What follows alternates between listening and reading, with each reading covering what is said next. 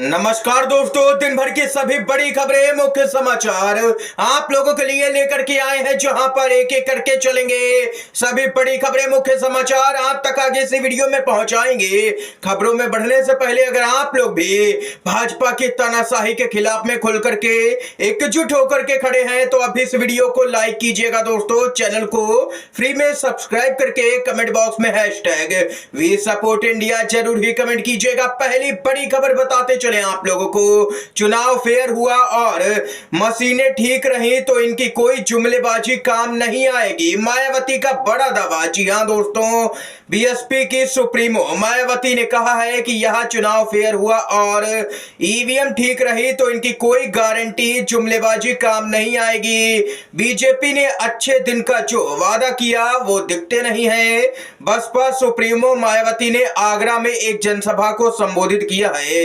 इस दौरान उन्होंने केंद्र की मोदी सरकार को निशाने पर लिया है और कहा है कि मोदी सरकार जा रही है, बस शर्त यह है कि चुनाव फ्री और फेयर हो, वोटिंग मशीन में कोई गड़बड़ी नहीं की जाती है तो इनकी कोई भी जुमलेबाजी अब काम नहीं आने वाली है, ये कहना है मायावती का। दोस्तों, इसके साथ ही बड़ी खबर आ रही है, लोकसभा का चुनाव जारी है। इस बीच बेहद ही दुखद खबर सामने निकल के आई है। शर्मनाक और दुखद, पुंछ में वायुसेना के काफिले पर आतंकी हमले की कांग्रेस पार्टी ने की है निंदा। जम्मू कश्मीर के पुंछ जिले में आतंकवादी हमले में भारतीय वायुसेना के कर्मियों की मौत पर कांग्रेस ने शोक व्यक्त किया है। कांग्रेस के अध्यक्ष मल्लिकार्जुन खड़गे ने एक्स पर एक पोस्ट में लिखा कि जम्मू कश्मीर के पुंछ में भारतीय वायुसेना के वाहन पर हुए कायरतापूर्ण आतंकी हमले से बहुत दुखी हूं। हम दृढ़ता से और स्पष्ट रूप से इस कायरतापूर्ण आतंकी हमले की निंदा करते हैं और आतंकवाद के खिलाफ देश के साथ मिलकर के खड़े होते हैं, ये कहना है मल्लिकार्जुन खड़गे का। इसके साथ ही राहुल गांधी ने भी यहां पर दुख व्यक्त किया है ट्वीट के जरिए। ये यहां पर दोस्तों खबर सामने निकल के आई है। इस खबर को लेकर के आप लोगों की क्या कुछ राय है, कमेंट बॉक्स में अपनी महत्वपूर्ण राय जरूर ही बताइएगा। इसके साथ ही एक और अपडेट की तरफ दोस्तों बढ़ते हैं। राहुल गांधी को लेकर के खबर सामने निकल के आ रही है, बताते चलें। राहुल गांधी के रायबरेली नामांकन के खिलाफ में शिकायत दर्ज करवाई गई है। वह एक ब्रिटिश नागरिक है, ये आरोप लगाया गया है। बेहद ही अजीबोगरीब आरोप लगाया गया है। जी हां दोस्तों, उत्तर प्रदेश की रायबरेली सीट से नामांकन दाखिल करने पर राहुल गांधी के खिलाफ में शिकायत दर्ज की गई है। शिकायत में राहुल गांधी की राष्ट्रीयता और हाल ही में मानहानि मामले में उनकी सजा के बारे में सवाल उठाया गया है और चुनाव आयोग के द्वारा उनके नामांकन को कैसे वैध माना जा सकता है, यह सवाल किया गया है। बताते चले आप लोगों को, यहां पर अशोक पांडे नाम के एक वकील ने बताया है कि पहला आधार, राहुल गांधी को 2 साल की सजा हुई है, वह चुनाव लड़ने के लिए अयोग्य है। भले ही सुप्रीम कोर्ट ने राहुल गांधी की सजा पर रोक लगा दी है, लेकिन अफजल अंसारी जैसा कोई फैसला नहीं दिया है जिसमें उन्होंने कहा हो कि वह फिर से चुनाव लड़ सकते हैं, क्योंकि उनकी सजा पर रोक में चुनाव लड़ने की अनुमति शामिल नहीं है, इसलिए उन्हें पीछे हट जाना चाहिए। यानी कि देख सकते हैं कि भाजपा अब वकीलों के जरिए राहुल गांधी के खिलाफ में शिकायतें दर्ज करवा रही है। भाजपा पूरी तरह से डरी हुई है। जब से राहुल गांधी रायबरेली से नामांकन दाखिल कर चुके हैं तब से बीजेपी की नींद उड़ी हुई है, क्योंकि इसका असर कई सीटों पर पड़ता हुआ नजर आ रहा है जमीनी स्तर पर। इसके साथ ही एक और बड़ी खबर बताते चले, देश की राजनीति को ठीक करने के लिए नया पीएम चुनने का समय आ गया है। प्रियंका गांधी की वोटरों से खास अपील। जी हां दोस्तों, कांग्रेस की नेता प्रियंका गांधी ने प्रधानमंत्री नरेंद्र मोदी पर चुनाव प्रचार के दौरान अपने भाषणों के जरिए यहां पर अपने पद की गरिमा को कम करने का आरोप लगाते हुए कहा है कि देश की राजनीति को ठीक करने के लिए एक नया प्रधानमंत्री चुनने का समय अब आ गया है। प्रियंका गांधी ने एक चुनावी रैली में यहां पर एनडीए के उम्मीदवार और जो यहां पर बताते चले जो प्रज्वल रेवन्ना है उसके पक्ष में प्रचार करने के लिए पीएम मोदी पर निशाना साधा है और कहा है कि अब यहां पर समय आ चुका है कि देश को एक नया प्रधानमंत्री मिले। ये यहां पर प्रियंका गांधी का बयान आया है। इसके साथ ही एक और बड़ी खबर आ रही है दोस्तों, आप लोगों को बताते चले। लगातार बीजेपी नेताओं का जमीनी स्तर पर हो रहा है विरोध। हरियाणा और पंजाब के अंदर खासकर बीजेपी के नेता खदेड़े जा रहे हैं। चुनाव प्रचार करने से रोका जा रहा है, वो भी जनता के ही द्वारा।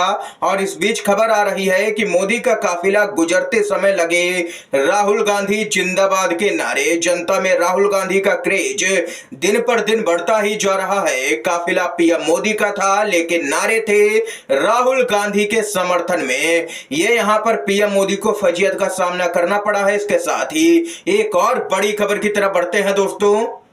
बीजेपी लगातार लोकतंत्र को कुचलने का काम कर रही है। जी हां दोस्तों, गुजरात से ही एक और ऐसा ही मामला सामने निकल के आया है, जैसा कि सूरत और इंदौर में देखने को मिला। आप लोगों को बताते चले, मामला है अमित शाह की सीट का। अमित शाह के गांधीनगर में अब तक 16 उम्मीदवारों ने दबाव और डर से अपना नामांकन वापस ले लिया है। चुनाव आयोग पूरी तरह से गायब है।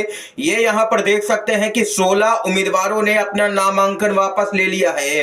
भाजपाई चाहते हैं कि वहां की जनता से भी वोट देने का अधिकार छीन लिया जाए और बीजेपी के प्रत्याशी अमित शाह की निर्विरोध जीत हो जाए।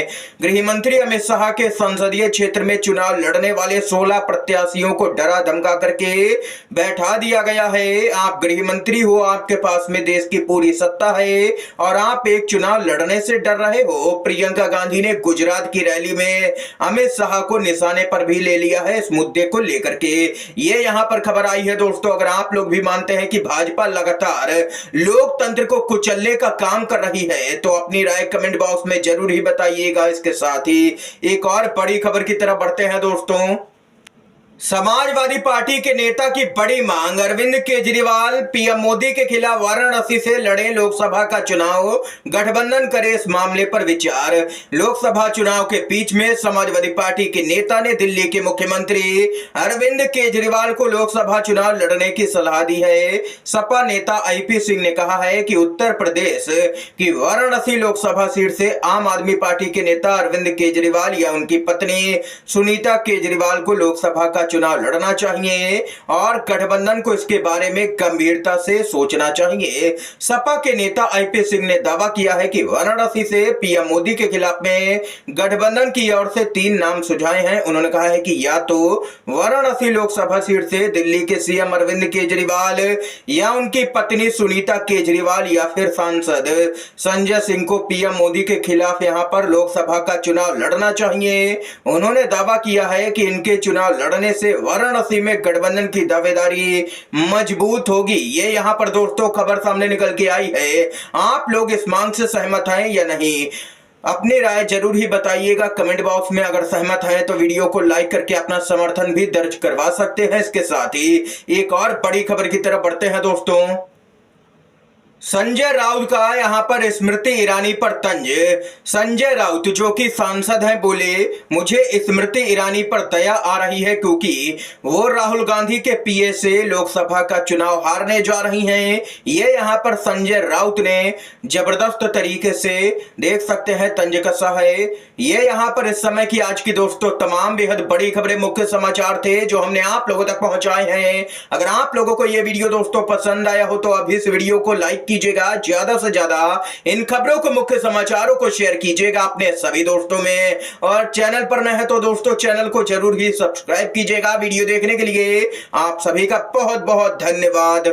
जय हिंद, जय भारत।